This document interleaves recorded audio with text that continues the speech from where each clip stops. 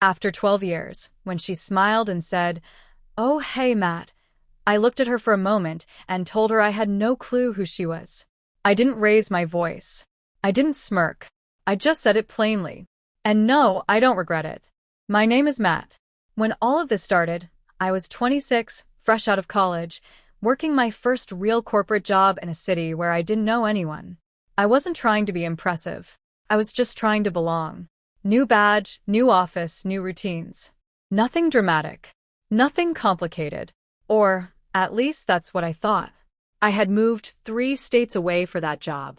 The office was modern and quiet, all glass walls and soft carpet. Everyone seemed polished, confident, like they had already figured out who they were supposed to be. I was still figuring that out. I kept my head down. I showed up early. I learned quickly. It felt stable. Too stable, maybe. I didn't realize at the time that stability can make you ignore discomfort. One Saturday afternoon, a few weeks into the job, I was walking through the mall near my apartment when I saw a familiar face across the aisle. It took me a second to place her. Then it hit me. High school. Same graduating class. We weren't close, but we'd known each other for years. Her name was Lena. I called her name once. Not loudly. Just enough to get her attention. She looked directly at me. And then she walked past me like I was a stranger.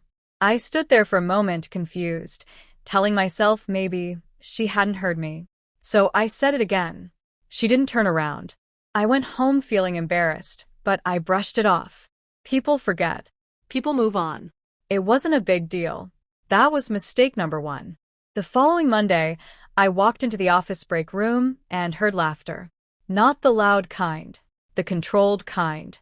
The kind people try to hide but don't fully commit to hiding. I didn't think much of it until one of my coworkers looked at me and said, "You know she doesn't even remember you, right?" "Who?" I asked. "Lena," he said casually. "She said you two weren't even in the same circles." I laughed it off. "Yeah, we weren't close," I said. He shrugged. "She said you barely spoke in high school." Something about that phrasing stayed with me. Barely spoke. Like I had imagined our shared history.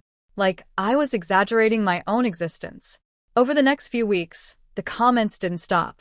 Small ones. Subtle. "You sure you knew her? Maybe you've got the wrong person." It wasn't bullying. It was doubt. And doubt is harder to defend yourself against. Have you ever been in a situation where you start questioning your own memory because everyone else seems certain? That's where I found myself. I even caught myself thinking maybe I had overstated things. Maybe I was the one misremembering. I actually apologized to her once.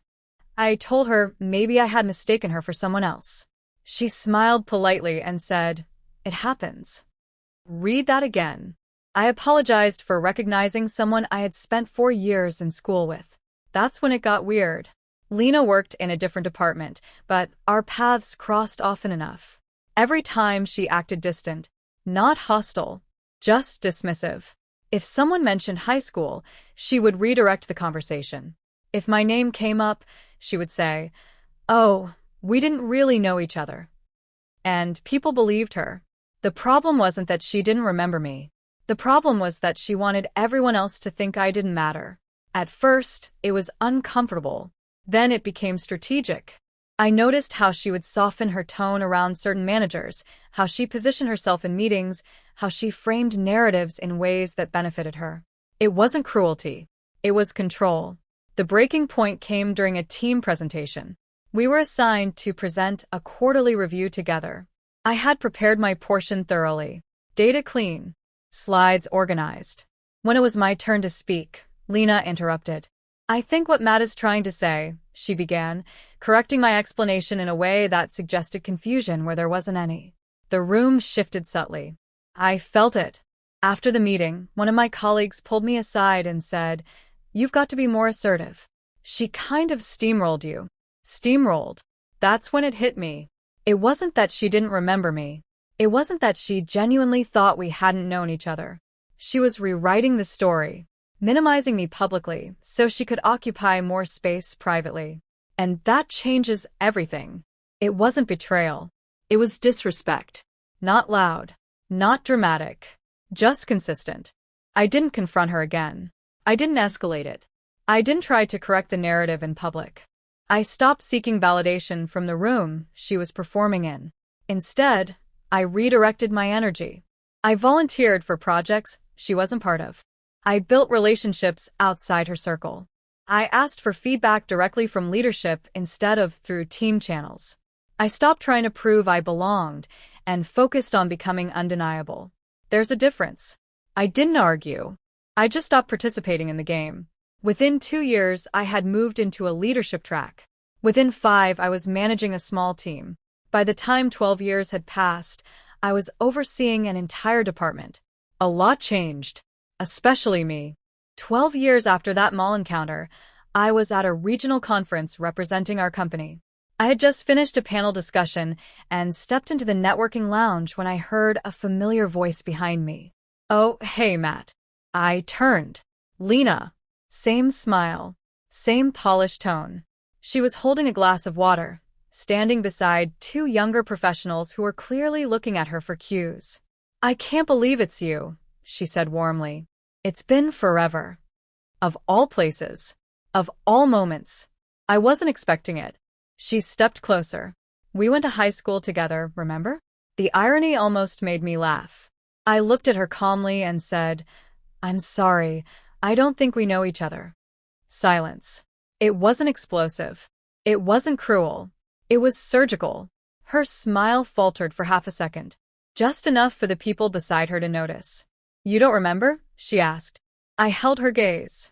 "No, I don't." And that was it. Exactly the same. No hesitation. You could feel the shift in the room. Not because I embarrassed her. Because I removed the narrative she had controlled for years. Funny how that works. She tried to laugh it off. "Wow, small world," she said quickly, stepping back. I nodded politely and turned to speak to someone else. That was the power shift.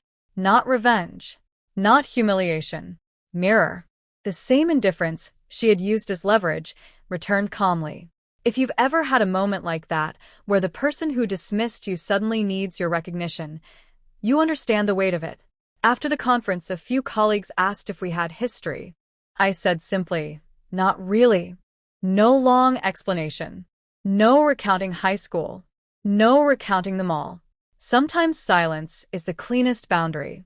I've thought about that day many times since. Not because I'm proud of being cold, but because I'm proud of not being reactive. They didn't lose me when they pretended not to know me. They lost me when I stopped caring whether they did. Be honest. Would you have done the same? Would you have given them the recognition they once denied you? Or would you have chosen composure over correction?